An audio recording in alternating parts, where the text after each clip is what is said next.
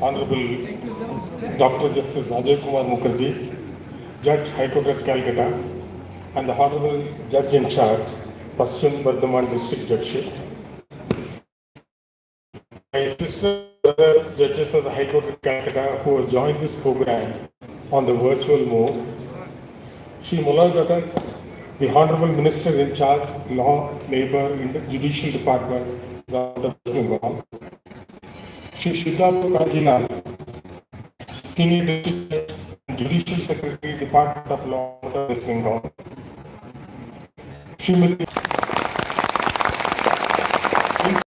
Students were aware of Durgapur because of it being the industrial hub of eastern India.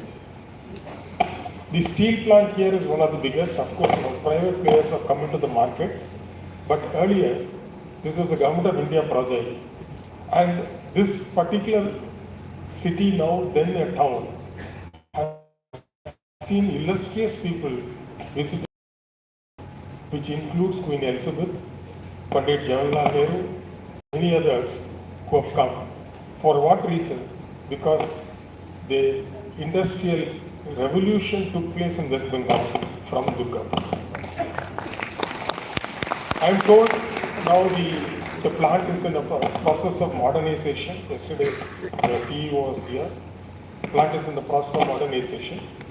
And this growth of industry has contributed to the development of Durgapur.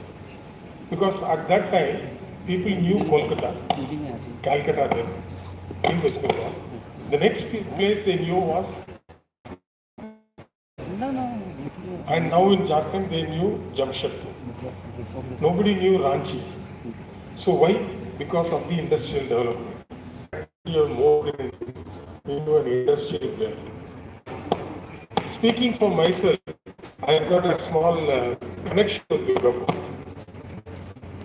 My cousin, my first cousin, and her husband were in Durgapur for almost 25 years.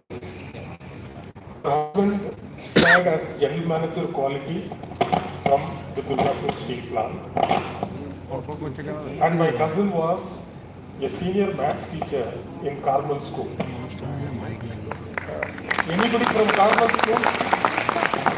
Oh, okay. So nice. So they went back to Chennai in 2019.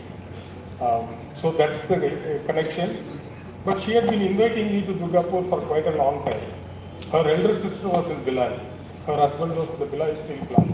But somehow I didn't get an occasion. No.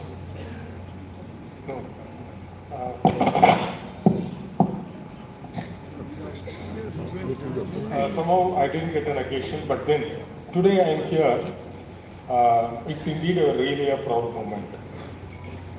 I need not mention about the history of this particular district, its development, etc. I think as a Chief Justice,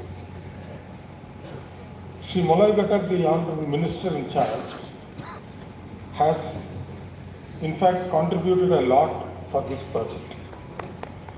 He had been inviting me to come to inaugurate this project. So I told the Honorable Minister, please do the inauguration with the new Chief Justice who will take charge shortly. He said, no sir, you have to come.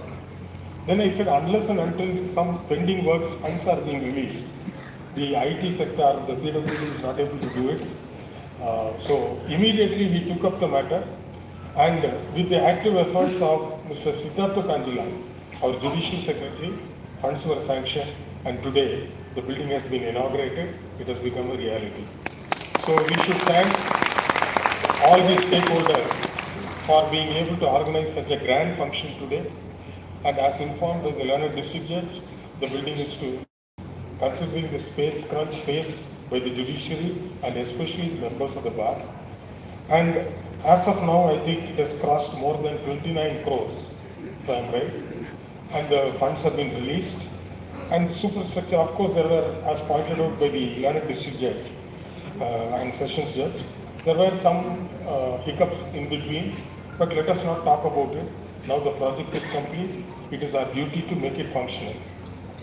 So at this juncture, I thank the Honorable Chief Minister of West Bengal, Mamata Banerjee, for sanctioning sufficient funds on a timely basis.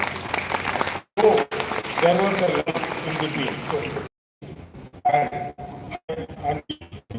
in accordance with devised by the central government stakeholders from various high courts, and developed a protocol.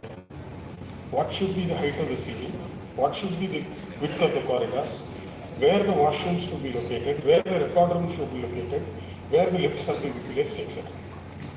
The building has come up. But my only kind request to the learned member is that we preserve this building as it is.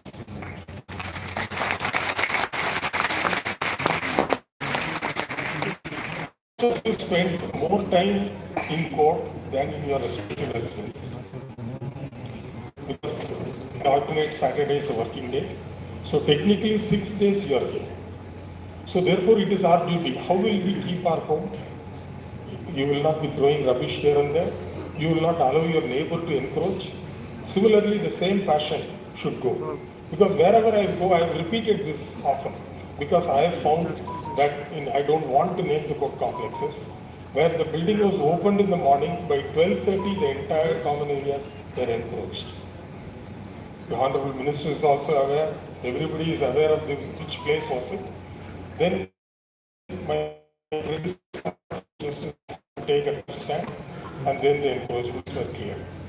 Space crunch is everywhere, but then once a new facility has been established, and this is a home away from home, so how do you take care of the building? It is for posterity. Today judges will come, judges will go. The bar will remain, because advocates don't retire. Judges retire. So this I want to impress upon all of you. And I also take the opportunity to once again thank the Honorable Minister in charge for his proactive role, not only proactive role, his personal persuasion on the administrative and financial approval. The learned district judge in his inaugural speech, or welcome speech, mentioned that the Honorable Minister is the son of the soil. I knew about it. I took advantage of it. Whenever the members of the bar, either from Durgapur or Asansol come, I said, don't come to me, go to writer's building. Your guardian is there. The moment he sanctions it, everything will be done. It has worked. So he has taken care of his district. He has taken care, and more particularly because he hails from the bar. So that passion is still with him. Because every member of the bar, he becomes a judge. And after retirement, once again you go back to the bar. So that is your home. Probably for a short period of, say, let us say 10 years. I have been a judge for 16 and a half years now. Then where do I go after retirement? I have to come to the bar. So every industrial town has had a lot of issues concerning environment. Way back in the 1950s, when these public sector units were established, the thought process was not to that extent. What will be the effect of these industries on the environment? Now we have become conscious of it. We are very careful even when we drink water. Where do we drink water? Why do we buy a bottled water? Why do you heat up the water? So now we have become educated, as a result of which certain industries which do not meet the environmental standards or norms are required to be shut down. What happens? This results in unemployment. This will ultimately lead into litigation. What are the type of litigation? The types of litigation are changing. Because from what I studied in the law school is something different from all the young students who are here, who are studying law. So therefore, I request the members of the bar to keep themselves abreast of the latest development, the latest laws. Days are not far away when conventional civil litigation or regular criminal litigation will come to an end. New laws are in place. Tribunals are being created. Slowly the powers of the civil court, the powers of the high court are, I won't say curtailed, it is being vested with a specialized. One such example is the commercial court. Another is the special special court to try CBI cases and other cases, also cases. So this requires a sort of sensitization. So the members of the bar should be prepared for these challenges. Regular training programs the bar can host, where you can go to the subdivisions, conduct trainings, they invite resource persons from the other districts or from Calcutta, so that the young members of the bar get exposed to new laws. This is the third time I am saying this. Law, the profession of law is the only profession which does not require recertification. If a vehicle is 15 years plus, you are required to take it to the regional transport officer for recertification. Your passport has got an expiry date. Your driving license has got an expiry date. So everything you require recertification except the profession of law. I acquired my law degree in 1965 and I continue to practice for 55, 65 years. I am the senior most member of the bar, well respected. But when it comes to the knowledge domain, I will be lacking. So therefore, continuous legal education is a must, and the members of the bar should awaken to this. Let me tell you that judges at all levels, right from civil judge junior division, who may be the youngest person in the entire district judgeship, till the senior most. So given the circumstances, I am the senior most. I am the oldest of the lot. So we get trained at every stage. There is a state judicial academy, there is a national judicial academy, where we are also trained. We are sent on a rotation basis, 2 or 3 judges of every high court, they attend the training. Then once in 6 months, there is a regional conference being held by combining 3 or 4 states, where we get resource persons, not lawyers, not persons with education in law, but economists, businessmen, chartered accountants, doctors, psychiatrists, psychologists, industrialists, senior members of the press and media. They come and so you get a perspective of how things are outside the world, because we are all in a sort of a protected environment. The moment we come into a court complex, yes, this judge, this is how I have to move, my law clerk will move the matter, he will get it numbered, get it listed, I will go make my submissions, get an order, will not get an order. If I don't get an order, file an appeal, etc., or go to the High Court. This is your procedure. But then when you interact with people of the other profession, especially bureaucrats, so when they come, there are so many IAS officers here, IPS officers here, who have contributed so much. In fact, the district judge was mentioning as to how the district magistrate and ADA has cooperated with the district judgeship for this. So you need to know their viewpoint as well. So on one occasion you can invite them, so you know how difficult it is to implement a project of even a small level or a high level. Because always we say this flyover is not complete, this railway line is not complete. What are the exact problems? So therefore, I would request because the Durgapur bar or Asansol bar, you are from an industrial area. So the complexity of the litigation, or you will get very, very unique matters, but most of it should not go to Calcutta. You should be able to handle it. Probably you take it to Calcutta, you may get a referral fee, but then the bar should be prepared to accept the new challenges. And I am sure that in the coming years, the bar will take up this matter very seriously. I am deeply joyed to see the law students here. I am told about 300 students have come, and Durgapur has got 3 law colleges, and he can die without consulting a lawyer. But now the situation has changed. There are so many disclaimers. The agreements have become. Earlier there were no multi-story buildings. The concept of undivided land share was not there. So therefore, every person in his lifetime, at least once, he needs to consult a lawyer. So therefore, young minds who are here, I congratulate each one of you to having chosen the study of law. You are the architects of the future. You are the architects of the future. You are not going to build bridges and buildings, but you are going to build a society.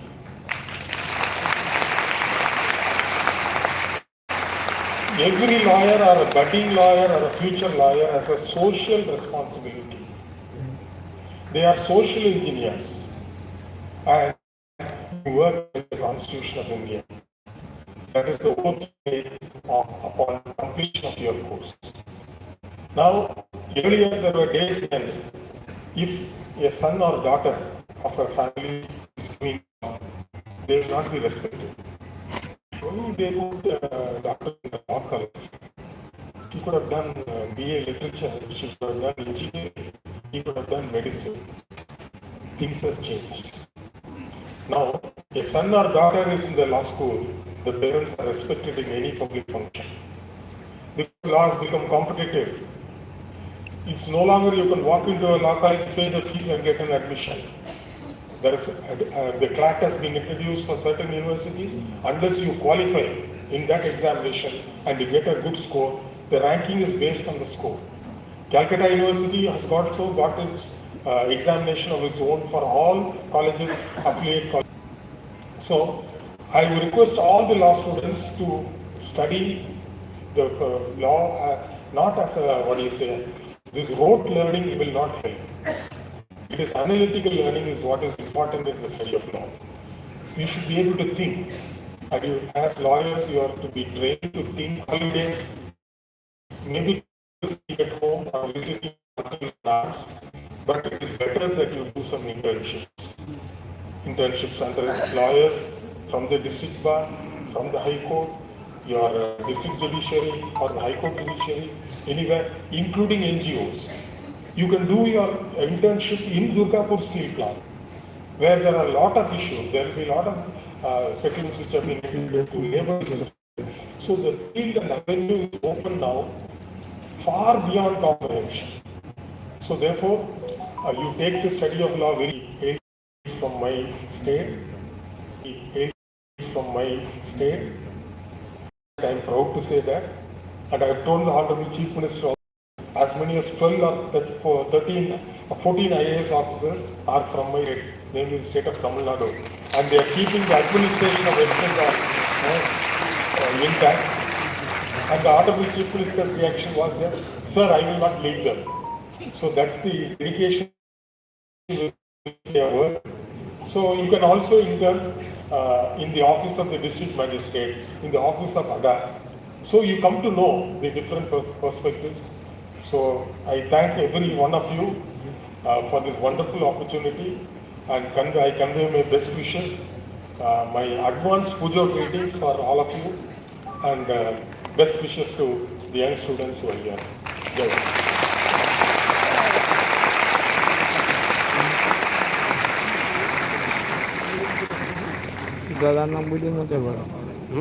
Thank you so much, Your Lordship, for your encouraging words. May I now request Honorable Minister in charge of Labour, Law and Justice Department, Government of West Bengal, Shri Moloyghatak, to address us with a few words on this occasion.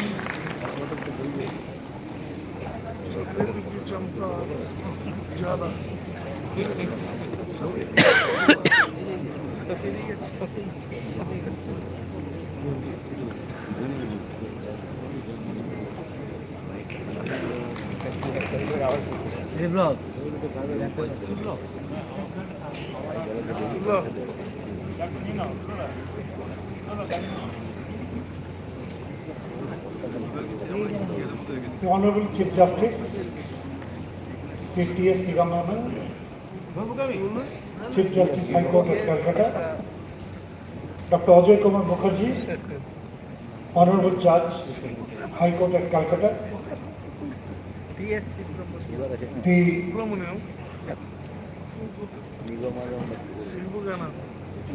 District Judge of Paschim Bardhaman, sitting on the dais, Judicial Secretary Sri Kanjilal, the Registrars from Calcutta High Court, Mr. Poonam Balam, District Magistrate Paschim Bardhaman. The other dignitaries sitting in front of the dais. The members of the